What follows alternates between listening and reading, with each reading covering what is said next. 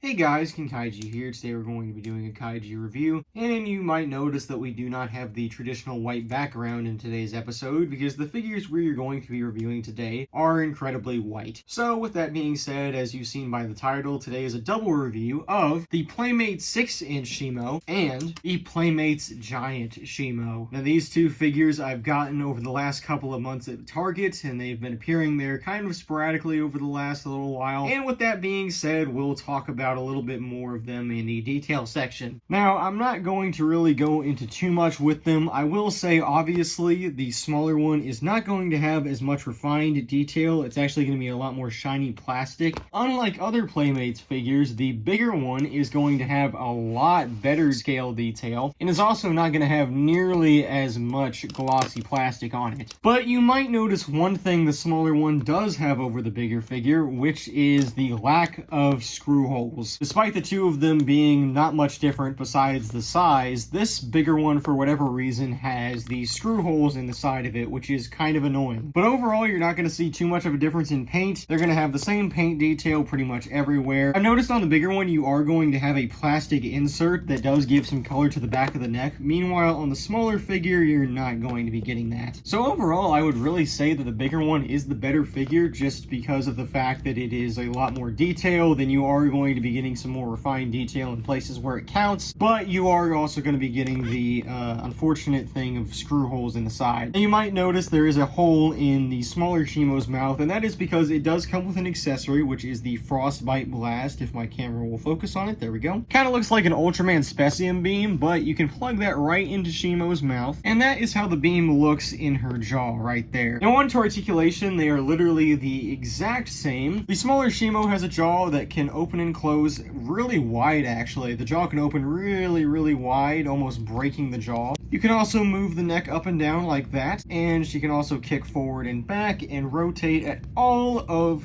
her feet. She can also kick and back at the back ones. But what the back legs cannot do is go out like that. For whatever reason, they just go front and back. And there's also a ball jointed tail. You're going to be getting literally the exact same thing on the big Shimo. The only difference that I've seen majorly with this one is that the jaw only opens about that wide. That is because the unfortunate case of they added a little bit of plastic overflow here. If they would have cut that off, then it would probably be able to open just as wide as the other Shimo. But unfortunately, this is all you can get out of the giant Shimo here. But everything else is literally the exact same. Neck, arms, feet, in and out, lack of in and out, ball joint tail. Now, on to sizing with these two figures, you can see that obviously the giant Shimo is going to be a lot bigger. Well, I'm going to kind of do a weird thing and put these guys off to the side for sizing here, and I'm going to be putting the figures that I'm going to compare them next to in the middle. So for a start, here's one of my last reviews, which is Godzilla Earth. I don't think this would be too accurate compared to especially giant Shimo, but